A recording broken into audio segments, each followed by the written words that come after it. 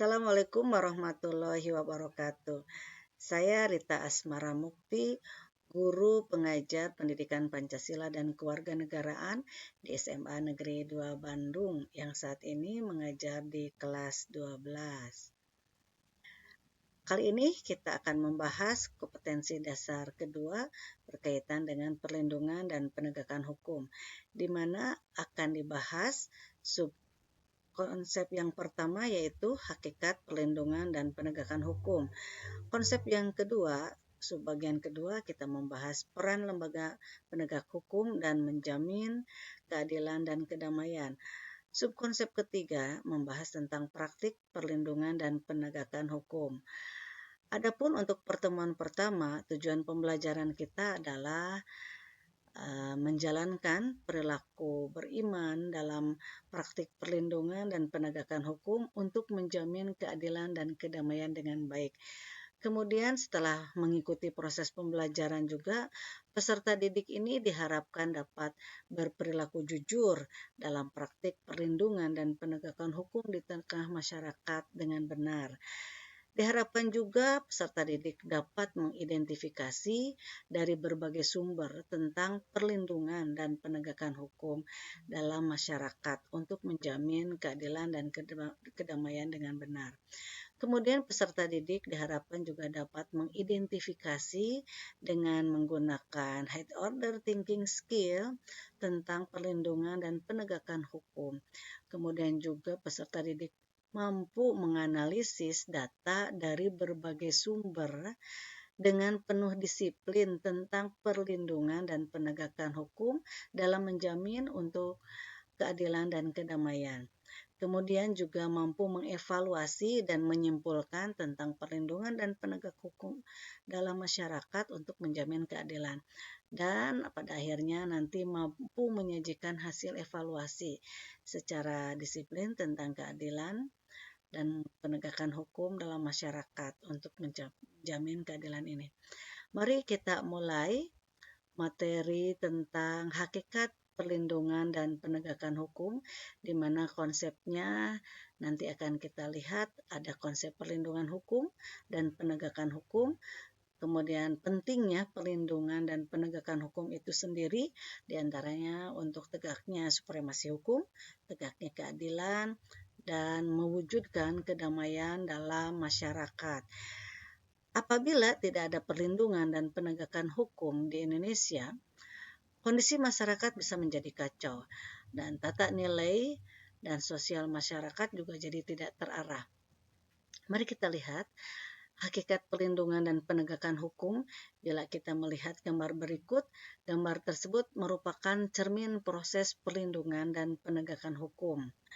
Perlindungan dan penegakan hukum sangat penting dilaksanakan di negara kita. Hal tersebut dikarenakan negara kita adalah negara hukum seperti yang tercantum di dalam pasal 1 ayat 3 Undang-Undang Dasar Negara Republik Indonesia tahun 1945 yang menyebutkan negara Indonesia adalah negara hukum. Ketika kita memperhatikan gambar berikut, mana ada aparat penegak hukum yang sepertinya menyetop pengendara motor yang tidak menggunakan pelindung kepala bagi yang diboncengnya, seperti gitu. Nah, adapun maksud dari perlindungan hukum itu sendiri adalah upaya pemberian perlindungan kepada subjek hukum oleh aparat penegak hukum melalui penetapan suatu peraturan tertulis ataupun tidak tertulis, sehingga subjek hukum tersebut dapat merasakan keadilan, ketentraman, kepastian, dan sebagainya. Namun perlindungan hukum ini tidak akan terwujud bila tidak disertai dengan penegakan hukum. Jadi dua konsep ini sangat berkaitan. Penegakan hukum terjadi bila ada perlindungan hukum. Nah, adapun hal-hal yang menjadi faktor penegakan hukum itu sendiri diantaranya adalah tegaknya supremasi hukum. Perlindungan hukum merupakan suatu upaya pemberian perlindungan kepada subjek hukum oleh aparat penegak hukum melalui penetapan atau peraturan tertulis atau tidak tertulis, sehingga subjek hukum tersebut dapat merasakan keadilan, ketentraman, dan kepastian. Supremasi hukum tersebut bermakna bahwa hukum mempunyai kekuasaan mutlak dalam mengatur pergaulan manusia dalam berbagai macam kehidupan. Dengan kata lain, semua tindakan warga negara maupun pemerintah selalu berlandaskan pada hukum yang berlaku. Tegaknya supremasi hukum tidak akan terwujud apabila aturan-aturan yang berlaku tidak ditegakkan baik oleh masyarakat ataupun oleh aparat penegak hukum. Kemudian faktor yang kedua adalah tegaknya keadilan. Tujuan utama hukum adalah mewujudkan keadilan bagi setiap warga negara. Setiap warga negara dapat menikmati haknya dan melaksanakan kewajibannya merupakan wujud dari keadilan tersebut. Hal itu dapat terwujud apabila aturan-aturannya ditegakkan. Kemudian, mewujudkan perdamaian dalam kehidupan di masyarakat. Keberhasilan proses perlindungan dan penegakan hukum tidaklah semata-mata menyangkut ditegakkannya hukum yang berlaku.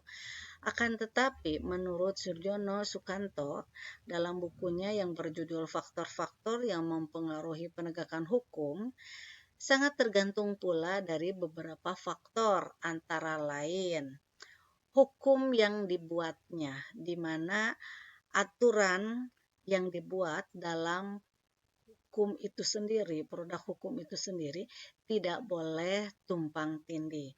Hukum ini menjamin ketertiban dan perlindungan dari penegakan hukum itu sendiri. Faktor yang kedua adalah penegak hukumnya sendiri atau aparat penegak hukum, di mana aparat penegak hukum ini mempunyai peran yang sangat penting bagaimana penegakan dari hukum itu sendiri bisa berjalan semaksimal mungkin, di mana supremasi hukum adalah hal yang tertinggi di dalam sebuah negara. Maka penegak hukumnya adalah orang-orang yang memiliki integritas yang tinggi terhadap hukum. Kemudian yang ketiga adalah masyarakat, di mana masyarakat sebagai pelaku dalam perlindungan dan penegakan hukum juga mempunyai faktor yang sangat besar terhadap penegakan hukum itu sendiri. Kesadaran hukum masyarakat menjadi faktor utama bagaimana supremasi hukum bisa dijalankan. Kemudian yang berikutnya adalah sarana atau fasilitas yang mendukung dalam penegakan hukum. Jadi selain ada aturannya, ada juga hal-hal yang berkaitan dengan sarana dan fasilitasnya. Yang terakhir adalah kebudayaan, yaitu bagaimana hasil karya atau cipta dari manusia itu sendiri menjadi sebuah hal yang mendukung di mana budaya masyarakat yang disiplin dan tertib terhadap sebuah peraturan mampu menegakkan hukum dan mampu menjamin terjadinya perlindungan hukum itu sendiri. Demikian pembahasan kita hari ini. Wabillahi taufiq wal hidayah. Assalamualaikum warahmatullahi wabarakatuh.